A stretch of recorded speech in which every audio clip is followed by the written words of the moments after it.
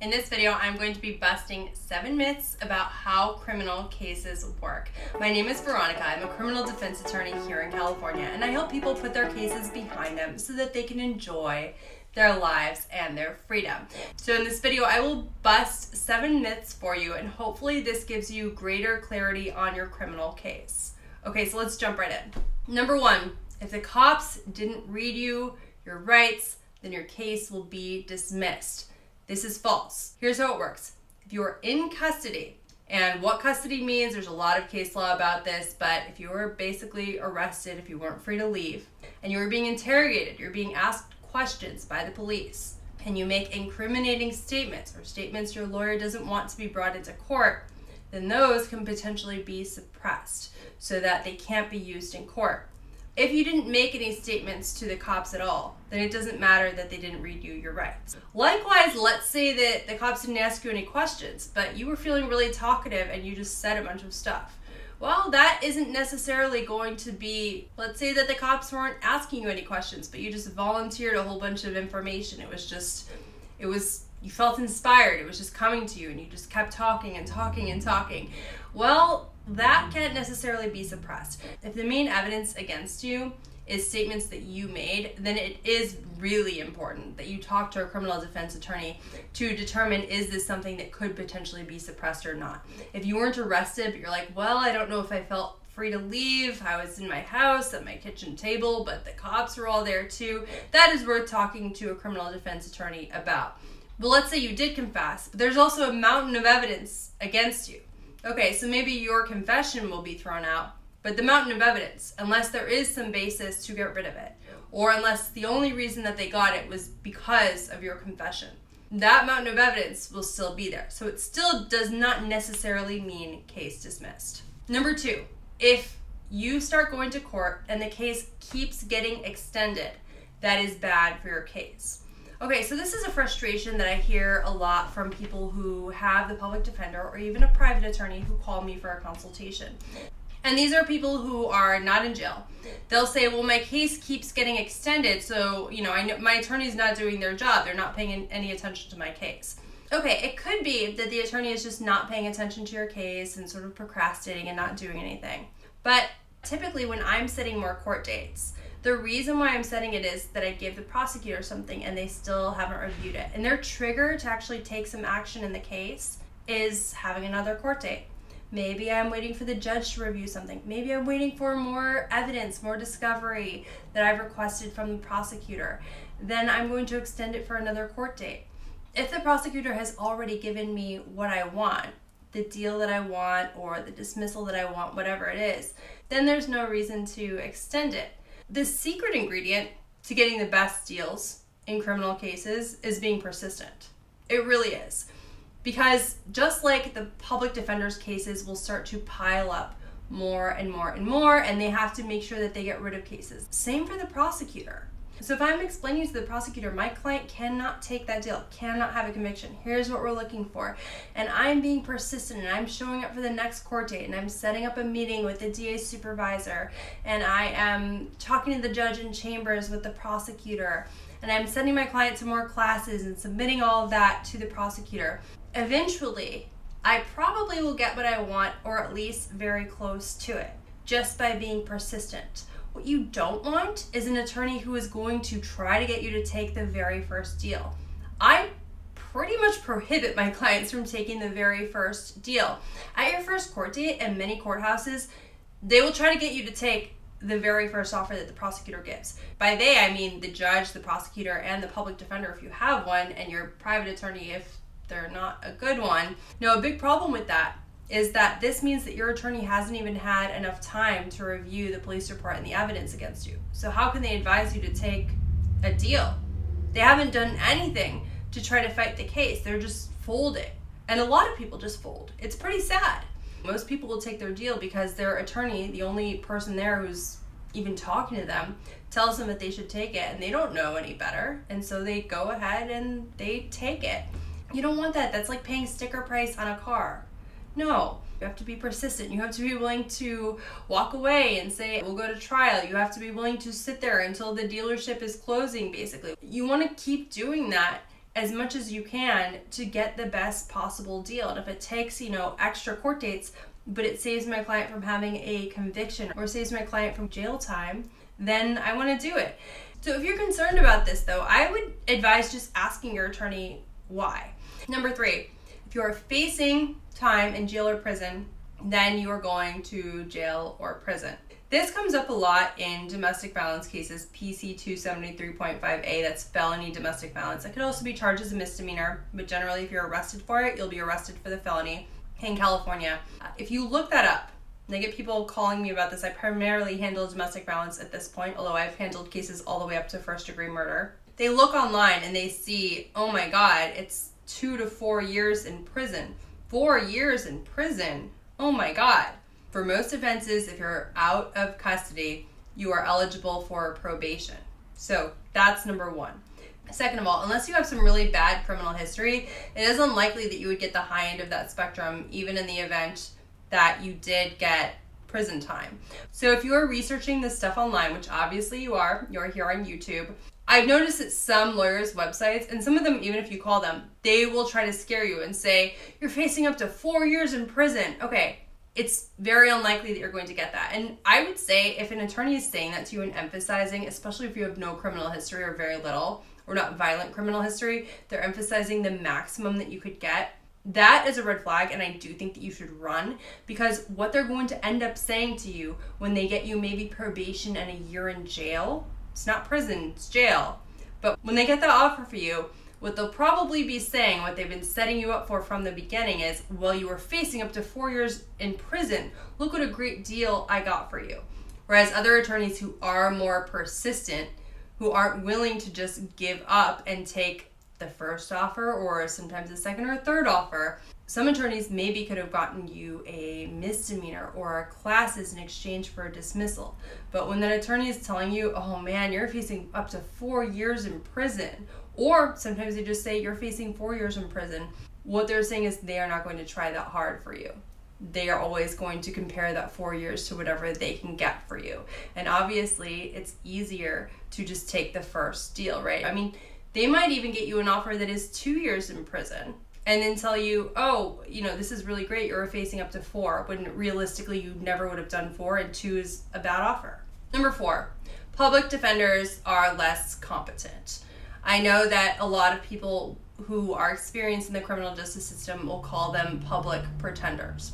They are not necessarily less competent than private criminal defense attorneys. And the problem, though, is that the public defenders have so many cases at one time.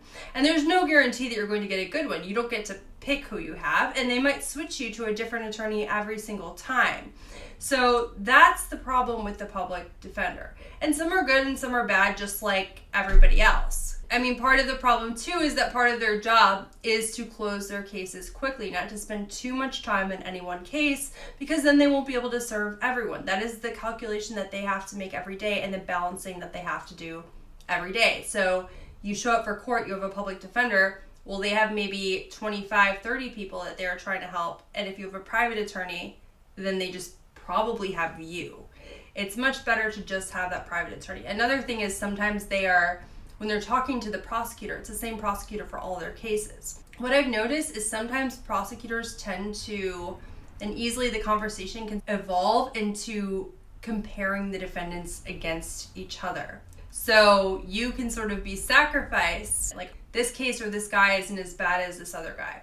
I would rather go in there and just have my one client who I'm describing as this really upstanding citizen who deserves a second chance. There's nobody else that we're going to pit them against. It's just my one client. Number 5, you should compare, or it makes sense to compare your case to other cases that you know about, or if you are in jail, to compare your case to other people in jail who talk about their cases. When I used to handle primarily really serious cases, murders, attempted murders, gang crimes, things like that, one of the things I hated the most hearing from my client, and I don't blame them for it, I would just try to educate them. And luckily I had built up good trust with my clients. What I hated the most was hearing, well, so-and-so is in here for attempted murder and he just got an offer of time served. Or so-and-so was in here for murder but his attorney got it dropped down to assault with a deadly weapon.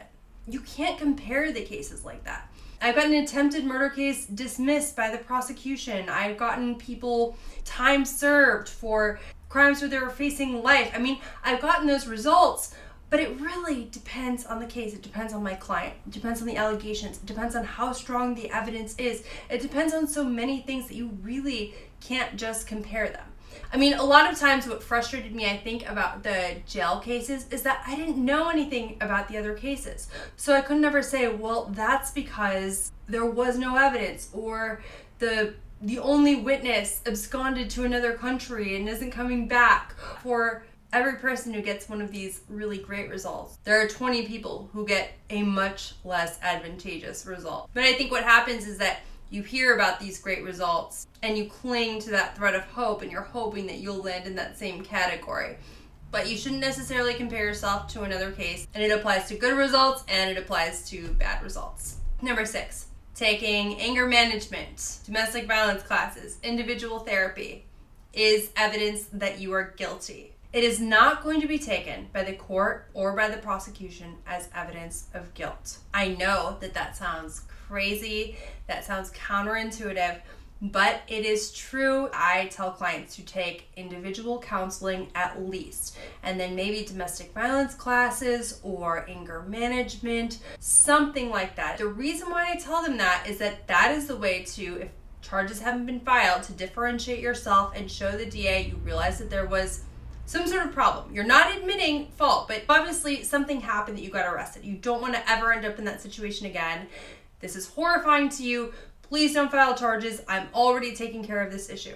Then they feel like, okay, you're doing something. The issue is resolved. I don't have to file charges against you and make you go on probation, make you take this seriously. You already realize that there is a problem. And if charges have been filed against you, you've already been to court. I've had many cases where I send my client to some kind of therapy, anger management, domestic violence classes early on in the case. And then I'm able to tell the prosecutor, look how many classes my client has taken. And then I'm able to tell the DA, look how many sessions my client has done. If they do a few more, are you willing to dismiss the case? And they will say yes. What this shows, again, is that you are horrified that you ended up in this situation where you're in the criminal justice system. You are a normal person, like the DA believes themselves to be, and you want to take some action to make sure that you don't end up there. So again, I recommend that everybody, regardless of the charge against you, you at least go to individual counseling.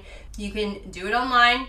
You can bring the proof to court, give it to your attorney, and in most cases, almost all cases that I've had, this is going to make a big difference in the outcome of your case. I've had DA supervisors even tell me that because my client had been consistent going to therapy once per week, that is why they're willing to dismiss the case against my client, meaning the client will have no criminal record or anything. I will put in the description box down below, there's an online therapy that I do recommend for my clients just because it's really easy for me to. Online therapy is fine for this purpose, but certain companies make it really difficult for you to get proof that you went. And the whole purpose of going is not to talk about your feelings, it's to get proof for your criminal case so you can hopefully get a better deal, get a better outcome, maybe get the whole thing dismissed. So proof is of utmost importance. And anyway, yeah, that will be in the description box down below. Number 7, if you were arrested and given a court date, then a case has been filed against you in criminal court. This is not true. And even after law school, before I started working in criminal defense, and I'd interned in criminal defense before that, but I still didn't know that after you're arrested, before your first court date, the prosecution, somebody from the DA's office, an attorney, has to look at the police report and anything else that is in the file and decide whether or not to file charges against you. So even though you have a court date, it doesn't mean that there's a hearing or anything going on that date. That is TBD, to be decided, right? The prosecutor has to look at the case and decide whether to file more serious charges against you than what you were arrested for, less serious charges, go along with the police and what you were arrested for, or drop the case altogether. So there are prosecutors whose job it literally is to review this stack of files and put them in piles. And obviously what you want in that case is to end up in the stack that don't get filed. The way to do that though is to have an attorney contact the DA before the first court date and make sure that in that file is not just the police report, which is not going to be good for you if you were arrested, and not just your criminal history, which a lack thereof, which is helpful but not that helpful, and if you do have any criminal history, then that hurts you. And contact the DA, make sure that in that file is a letter describing all the good things about you, hardships that you experienced, any character letters from family, friends. If the alleged victim is on your side or has changed their story in your favor or has a story in your favor, you're not sure is going to be in the police report, to submit that. Sometimes to explain your side of the story and what happened. We don't want you doing this as a criminal defendant, but as attorneys, we can do this in this letter because this letter can't be used against you. It's just a letter from us. It's not some testimony or statement that you are providing. So we can explain your side of the story, and they'll also realize, even just by getting our letter, that you are not one of those 86% of people that is going to use the public defender. You're going to fight this case. You are going to have an attorney who's going to be persistent, who's going to make this case take more of their time, more of their resources, and that all increases the likelihood that you end up on that pile of cases that are not filed, which is where you want to be. But if you don't realize that before your first court date there is something that may be done, a lot of people have this sort of doomsday idea that it's too late, but it's absolutely not. If you wait until after the first court date, the problem is that they've already made their decision as to whether or not to file, and at that point it becomes much more difficult to get them to dismiss the case, because now you have a prosecutor assigned to the case whose job it is to prosecute, not to decide which pile to put this case in. I hope you found this video helpful. If you do have a criminal case in California, feel free to give me a call. You can find my number down below. You can also book a consultation with me via the link there. And if you did find it helpful, please don't forget to like, subscribe, and ring the bell.